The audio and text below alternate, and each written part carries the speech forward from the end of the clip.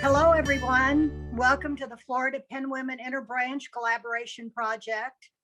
My name is Barbara Dunham. I'm president of the Pensacola branch of Penn Women and the coordinator for this project. With your permission, I'd like to provide a bit of the backstory for this project. Very soon after joining Penn Women, I had the pleasure of collaborating with writer Pat Gould in a branch project. I had no experience doing this, but as a new member, I was up for the challenge, and so was Pat. My art and her short story were presented at the Pensacola branch's 75th celebration, and we went on to present it at the 2018 Florida State Biennial. If the 2020 National Biennial had been held, Pat and I were on the program for that to again make our presentation for our national members. Because I had found this previous collaboration experience so rewarding, I conceived the idea of an interbranch project to connect our writers and artists statewide, a project which would result in creating new work as well as strengthening bonds among Florida Penn women. Initially, we had 11 teams consisting of one writer and one artist each, 22 people total. I am very proud that 7 of those original 11 teams are here today. Congratulations to all of you for such splendid work. And now I would like to turn the program over to our Zoom host, Carla Sorensen. Thank you. The next slide you will see, Team 1 consists of Kathy Rayburn and Marianne Miller. Kathy is unable to join us today, so Karen Morris will read an excerpt from her story titled Pink Paris. Karen?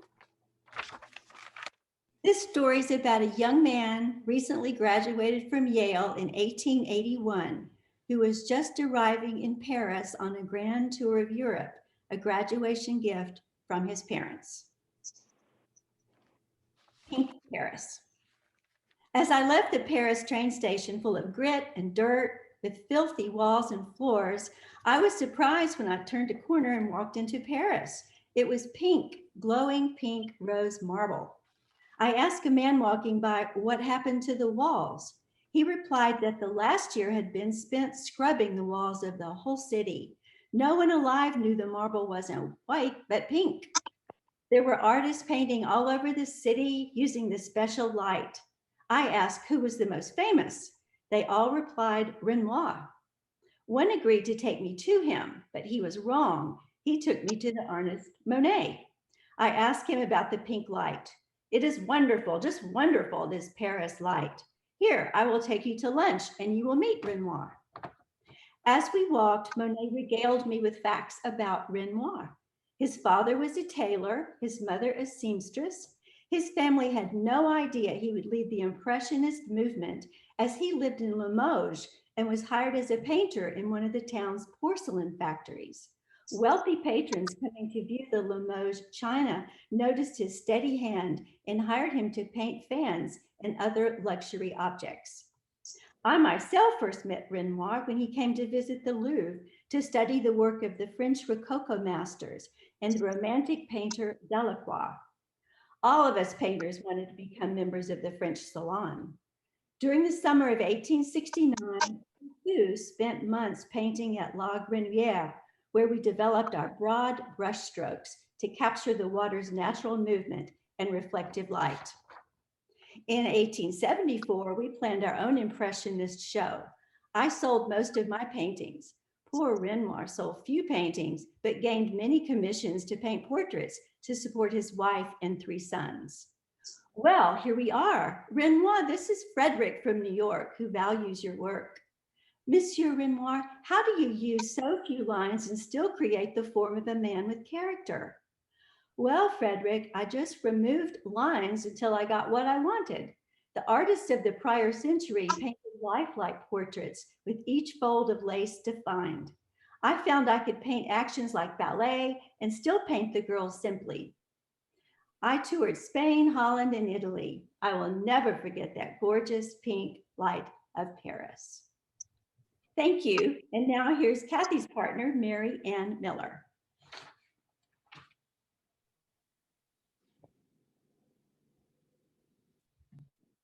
Hi, I'm Marianne Miller.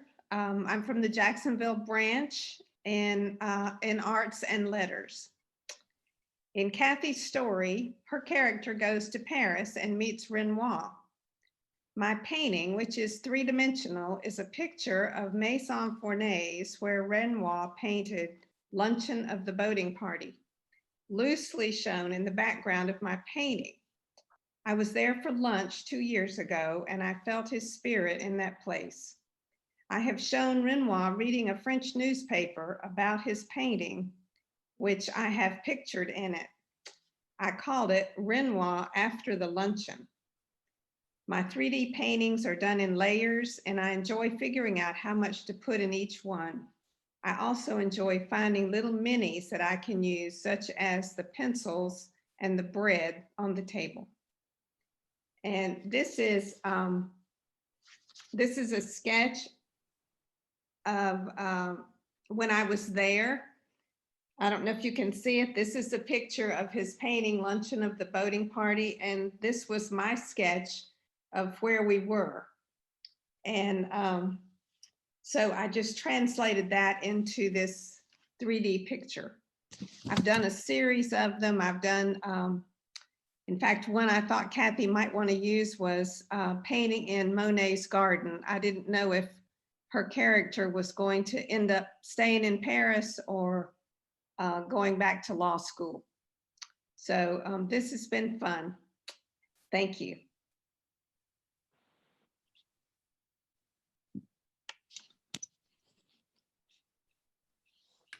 Team 3 will present next, starting with Marion Cost. Hi, I'm Marion Cost with the Cape Canaveral branch, and my designation is letters. I worked with Mimi, and we decided at the beginning that we would go into this kind of cold and blind, not knowing anything about each other's work or what it represented. Mimi sent me 4 paintings to look at, and her work is absolutely stunning. And I found that one painting just spoke to me.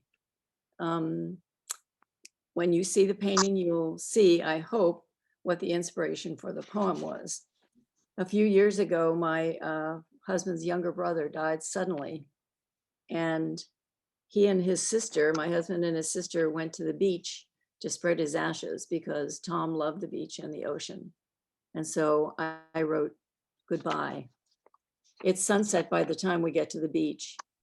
Long fingers of shadow follows us across the dunes. The shore is empty, all the daytime beachgoers gone. Marty holds the box as we kick our shoes off on the sand and walk toward the edge of the ocean. Warm air, damp and salty, wraps around us. The last rays of sunlight gleam golden rose on the surface of the water. Both of us are silent, remembering other walks across the sand with his footprints beside ours. Early morning searches for turtle nests, hot, sandy, salty afternoons heading for a swim, late afternoon strolls before cocktails on the porch. His dog Murphy is with us, black feathery tail wagging, happy to be on the beach again, barking and lunging at seabirds that glide just above his head. We stop and let the warm waves swirl around our ankles. Marty lifts the lid and tips the box. Gray ashes drift out. A sudden breeze catches them and a dust devil dances on the water for a minute. Then the ashes settle, sliding with the wave back into the timeless sea. And my partner is Mimi Pierce. I'm Mimi Sherman Pierce. I'm a member of the Jacksonville branch of NLAPW. I'm in arts. And so I was truly bowled over when I received the poem from Marion. It was so much fun because we didn't know anything about each other, or she knew nothing about my painting. And then I found out what it was that she saw in the painting. And my mantra has always been, art has the power to calm, to transport, and to heal the spirit. And so I felt like maybe this had been, this had accomplished what I had hoped it would do. And I liked the idea of not really having any prior knowledge about each other. I thought that was exciting. I like serendipity. And So I really enjoyed the process. I highly recommend it to all. Team 4 Yes. with Claire Massey and Mary Dahl. Claire? Hello, my name is Claire Massey. I'm with the Pensacola branch, and I will be reading my poem, Coronasphere.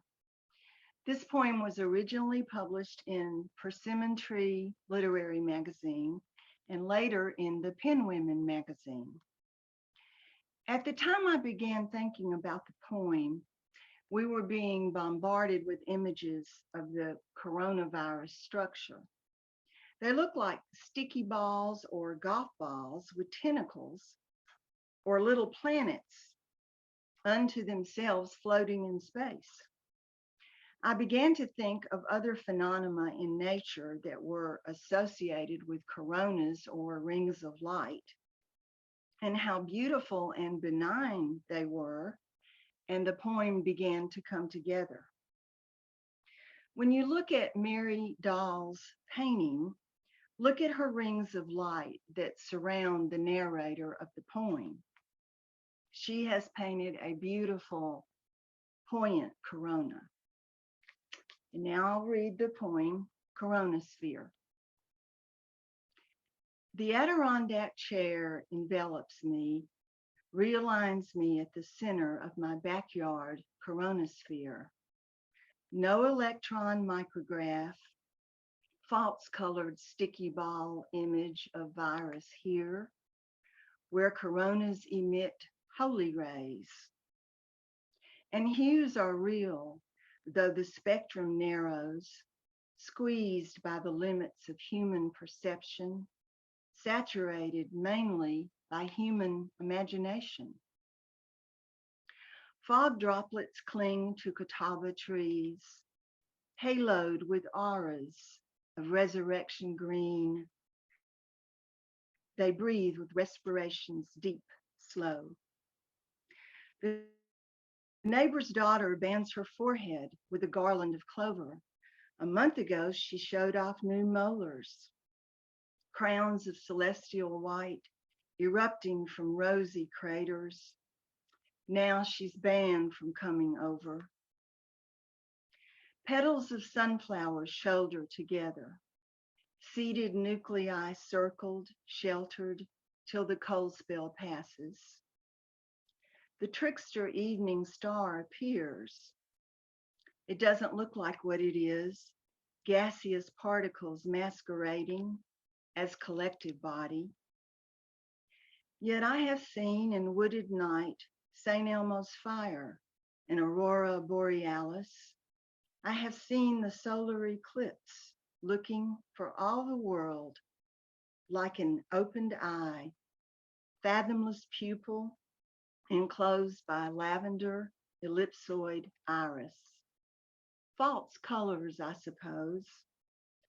I don't know the properties of light, but I know the red wink of my porch-bound neighbor's Corona cigar signals calm. I know blush-colored rings around a bowl-shaped moon mean a luminary holding water, signaling promise of cleansing rain. Thank you. My name is Mary Dahl. I'm with Cape Canaveral Penwomen, and I'm in Arts and Letters. Claire Massey and I had never met, but we did connect via a telephone call. We tossed around some ideas. I'm an artist and a writer, so I'm happy to go with any direction in collaboration.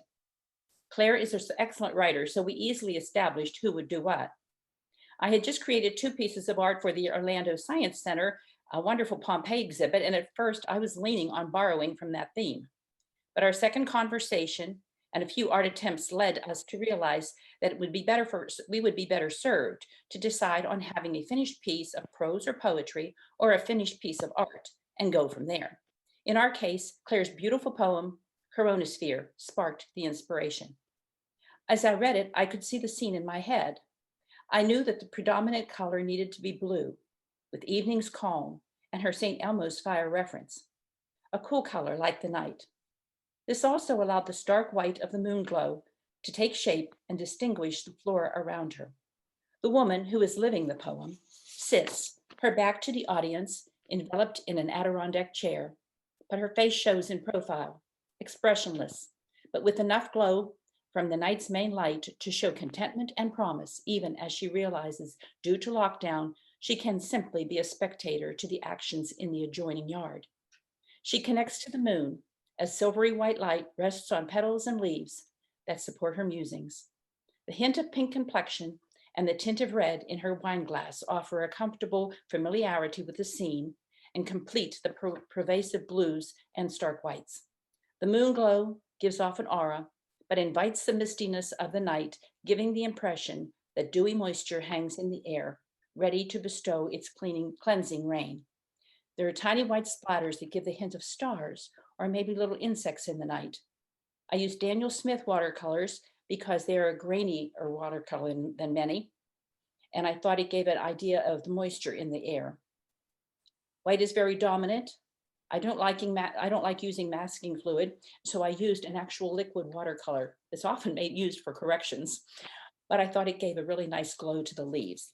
I want to thank Barbara Dunham for organizing all of this, and Carla Sorensen for hosting, and Nancy Nesbitt for co-hosting. Thank you.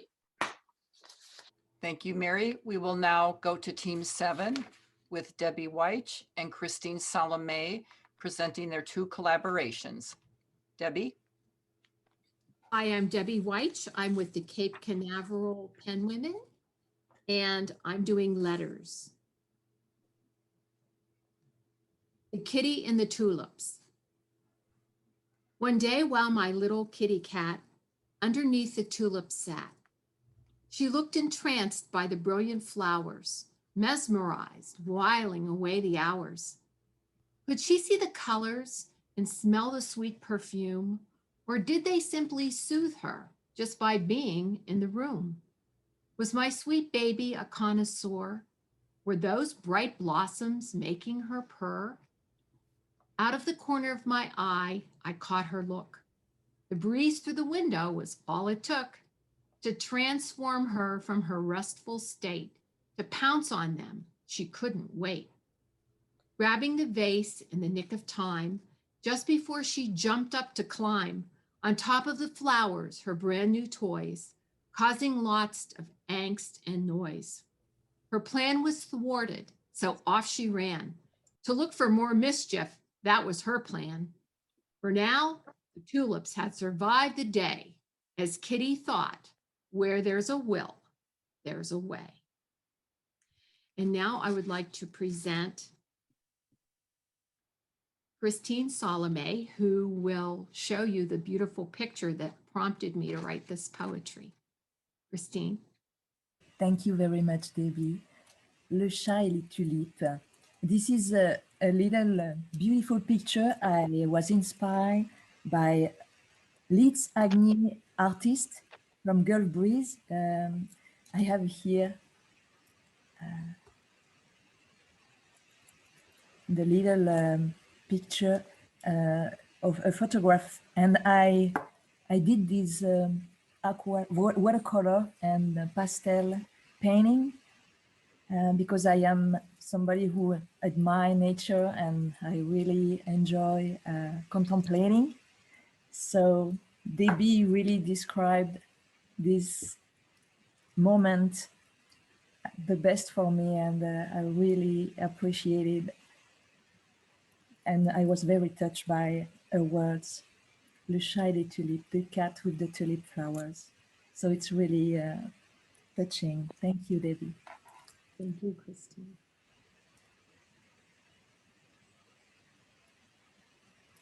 And the second poem I wrote is called The Ruby-Throated Bird.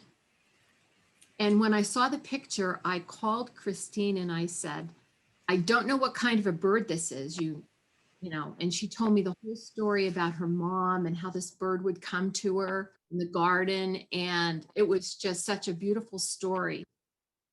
And every time I read this poem, I think of your mom, even though I didn't know her. I feel like she's with me in spirit.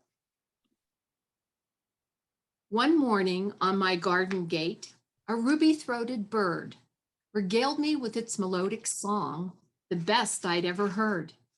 The little thing sat there, and looked me in the eye. What is it you would want from me? I asked the feathered guy. In answer to my question, he broke back into song. Need to figure this out. Hope it doesn't take too long. I went and got a feeder and hung that thing right up. He swooped over to it and started eating from the cup. He'd be there every morning. We got to be best friends. He calmed me down and made me smile. I found it very zen. One day I decided to feed him from my hand. After much cooing and coaxing, he finally took a stand. He landed on my fist as my fingers gently parted, revealing a feast. He took some and then swiftly departed. Before I knew it, he was back, singing a happy tune. On my fingers he did land. Oh, that bird could croon. As time passed, he sat and ate, didn't feel the need to leave. He was as tame as a wild bird gets, I truly do believe. The Lord is my strength and the subject of my praise. Thank you. We know you work in mysterious ways. You sent that ruby-throated bird to sing and dance and eat. He looks straight into my eyes, and his presence is a treat. Every morning the bird comes by. We make each other's day. And in my heart, his sweet, sweet song will forever stay. And here's the beautiful picture that prompted this. Thank you so much, Debbie. I'm so touched again and so grateful. My name is Christine Salome with Pensacola branch, and my designation are arts and letters. And you are, again, it's like you've ever lived with me. I was so touched. I've never seen you. It's just thanks to this beautiful collaboration that we got to work together. So yes, this is from a calendar my mom gave me in 2015. And the little message, the little quote was "Le Seigneur est ma force et le sujet de mes louanges." So this is wonderful that what you wrote in English, and it's so touching. This little bird, I did it in watercolor, like you see. And my mom always told me, Christine, yes, this is, I bought you this calendar because you will be able to draw them. And so and I'm so happy I did. And you inspired me so much by what you wrote. And also, it's amazing that you discovered that my love for birds when I was in Switzerland, and I put my finger in a cage, for the wild animals, and I put my finger in a little cage, and one of the birds, it was a menat, came on my finger, and I had a relationship with him. So you didn't know that, but you translated it so well in your poetry. So thank you so much again. Thank you. It was a great joy, and I hope we get to collaborate again. Oh yes, I hope to. Great. Thank you. Next, Team 8 will present. Pam Webb is unable to join us, so Karen Morris will present for both herself and Pam. Karen? I'm Karen Morris, a letters member of the Pensacola branch. As soon as Pam Webb and I were partnered up, we started getting to know each other through a lot of emails. She's a member of the Cape Canaveral branch, a watercolor artist specializing in scenes of South Florida, the Bahamas, and the Caribbean. I sent her my 2 poetry chapbooks, and I visited her website to get a feel for her art. We actually created more than one new work with each other, but for today we selected a poem of mine called The Heron and a painting of hers called Quiet Flight. The Heron. He's there again, the heron, at the end of the dock, where I see him when the storms come, appearing out of nowhere like a sticker a child applies, or beam down like Scotty when the bayou channel is a shattered mirror so impenetrable that he must find a higher vantage point and wait until the water flattens and he can see the fish in its clear depths, staying sometimes for hours as I go about the house. From time to time, I pause at the window to watch his utter stillness until he's just no longer there. In fine weather, he stands on long hinged stem-like legs in the shallows, shadowed by leaning oak limbs, unnoticed as I tread the soft gray boards to watch for mullet springing out sideways or see if the blue crabs are clinging to the pilings. Until, with a siren-like squawk, he erupts from his hiding place and flaps away, head with its daggered orange beak and reptilian eye atop the curved neck, legs angled behind him, great wings beating on to another sheltering place. But for now, he's still there in the rain and wind, patient, waiting as should I, never more than now, for the right time, when vision is restored, when the moment comes for the next powerful rise. Pam couldn't be here today, but here is her beautiful watercolor called Quiet Flight. What I like about the pairing of the poem and the painting is that it brings out the interesting contrast between how quiet the heron can be while it's waiting in the shallows for food, and then once in the air, it's quiet again. But that moment when it decides to launch itself into the air makes a horrendous noise that can stop you in your tracks. All in all, it's a beloved bird of our area, and I think the poem and the painting complement each other really well. Next, Team 9 will present Patricia Setzer and Barbara Dunham. Hello, I'm Pat Setzer, sometimes called Patricia Setzer, and I'm an artist from Jacksonville, Florida. And at first, I'm going to tell you a little bit that Barbara Dunham and I collaborated on the art. We were pretty general. We decided that we would do a 16 by 16 medieval painting. And my painting is called Eternal Ideals. A writer from our branch, our president, is Laura Gio Brenson. And this is a poem she wrote called Life's Longing.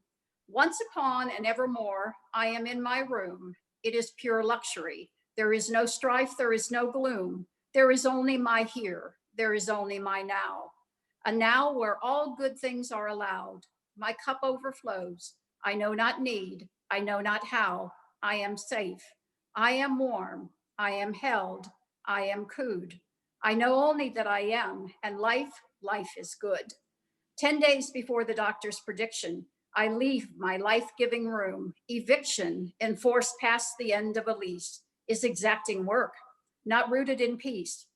My mother's queendom of harmonic rain, where her blood runs rhythms coursing my veins, surrenders me to the harshest of dawns, in a world of bright lights and hurry redrawn, with well-intentioned schism. The chord breaks, the free fall begins, and clangs and bangs and pokes and prods. This kingdom of boisterous God's winds, until nestled in the folds of her arm, I rediscover the charms of motherhood.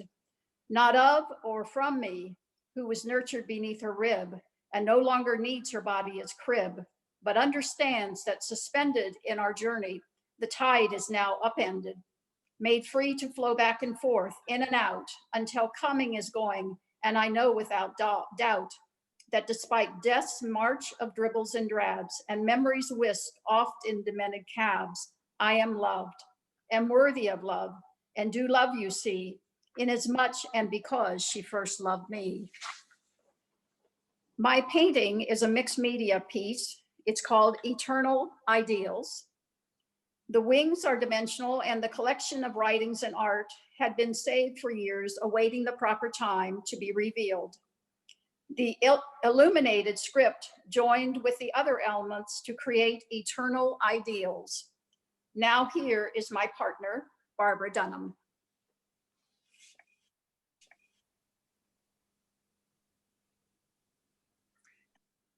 Hello, my name is Barbara Dunham, and I am a collage and mixed media artist. And as Pat explained, she and I collaborated and decided on the size and the color palette and the theme of the Italian Renaissance medieval period.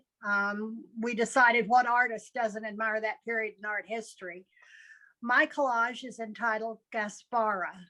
and it is inspired by the Renaissance woman poet Gaspara Stampa. Prior to this occasion, I had purchased a book entitled Women Poets of the Italian Renaissance. When I approached the task at hand, a female poet seemed the perfect fit for this pen-woman collaboration. The collage contains images of renderings by great Italian Renaissance artists, period architecture, found papers, gold leaf, and excerpts from Gaspara's poetry. I was inspired by this poet in many ways. Her story is fascinating. And if you will, allow me to share some of this story that was the genesis of my artwork. Gaspara was born in 1523 in Padua, Italy, of a Venetian mother and an impoverished Milanese nobleman who had become a jeweler. For her station, Gaspara received a good education in Latin, Greek, metrics, and music. Gaspara and her sister became famous for their singing. Then in her 20s, Gaspara began to write poetry, and her talent was widely accepted and revered. While Gaspara was successful in music and poetry, she was very unlucky in love. Much of her poetry is centered on her relationship with Count Colatino di Collado. In 1554, Gaspara's health declined and she passed at the tender age of 31. Not long after her death, her sister published her poetry. 2 centuries later, she was discovered again. And once more in the early 20th century, when her poems were translated into English. It was then that I purchased the aforementioned book containing both the Italian and English versions of her poems. It is said that Gaspara did in fact free herself from her obsessive love by sublimating her pain into some of the finest poetry in Italian literature. History has called her the greatest and most creative poet of the Italian Renaissance. Gaspara Stampa, a woman poet, successful despite the odds, famous in her own time, and remembered and honored 500 years later. I like to think that if pen women had existed during the Renaissance, she would have been our pen sister. Thank you. So we will proceed to Team 10 with Patricia Daly Light, Mara Vixnens, and Ann Bear. I'm Patricia Daly Life, and I was president of the La Jolla branch in California.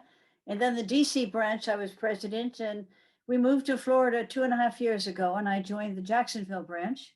I'm a member of Letters, however, I'm also an artist. And if you go to literarylady.com, you can spy on me. And this all began because I think we have 3 of us are interested in France, and we, in the front of my book, can you see? Myth, Magic, and Metaphor. I have a picture, a painting I did of the Princess and the Unicorn, which was the beginning of our collaboration. So the choice that Anne thought I should use would be one of my poems, which had to do with when I was in Provence and I was painting in Provence. And I wrote about where I was staying, which was in Lacoste. And the poem goes, Les Pierres de Lacoste, a tapestry of stone, texture, tone, contrast, converging and conveying linear patterns, cool and warm, light dancing upon and between, rough and smooth, cut, split, dusty. Conflict tends to connect, the intimacy of hate, the tension of love.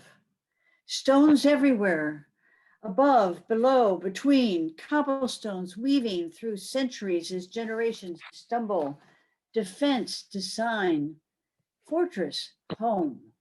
Hurry up now, it's time, it's time. Stoically, the tapestry of stone stands still. And the paintings we put as a collage of 3 should be shown together. And I need to introduce you then to one of our members, which is Mara Vixnens. So Mara needs to come up next, and then you will see that all of our paintings, a collage. Good afternoon. I'm Mara Vixnens, art, Pensacola, Florida branch. I feel very honored to be part of this collaboration. For me, it was magical. I did not plan to collaborate with anybody in any other branch because at the time I was not in good shape. I had no inspiration. I was not painting. I had lost my husband not long ago, and the COVID crisis had just overwhelmed me.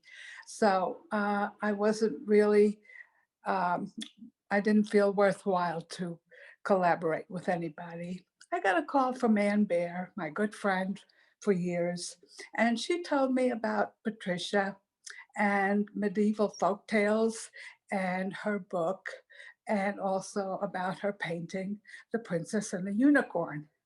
The painting is beautiful, Patricia. I absolutely love it. And I am so excited to be part of this. I have also purchased your book, Myth, Magic, and Metaphor, and it is also very inspiring.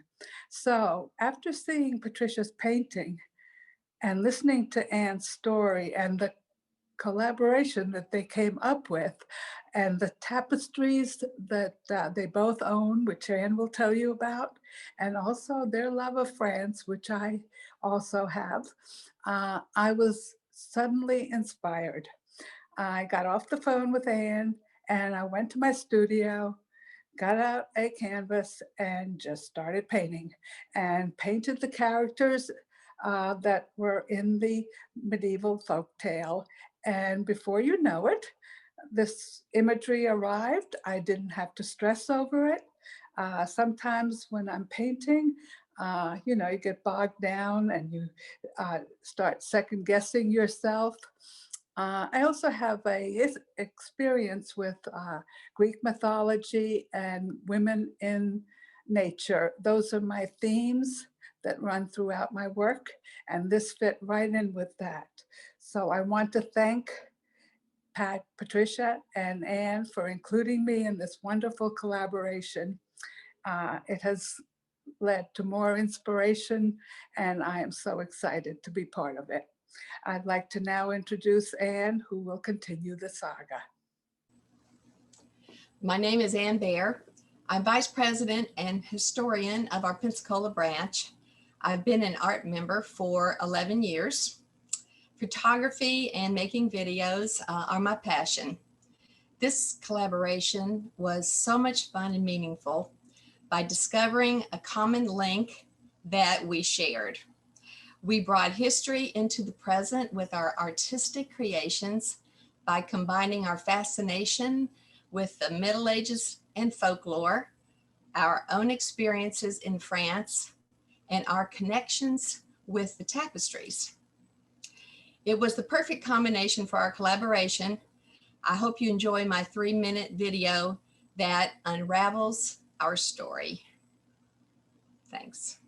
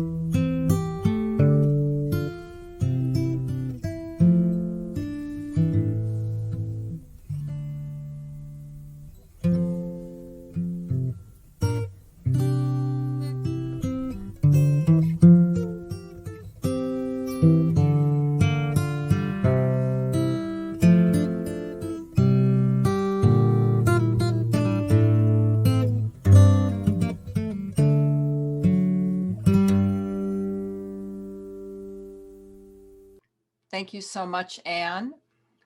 And now we will have closing comments by Barbara Dunham.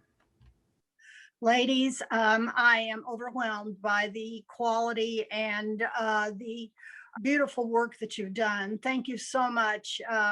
This will live for a long time.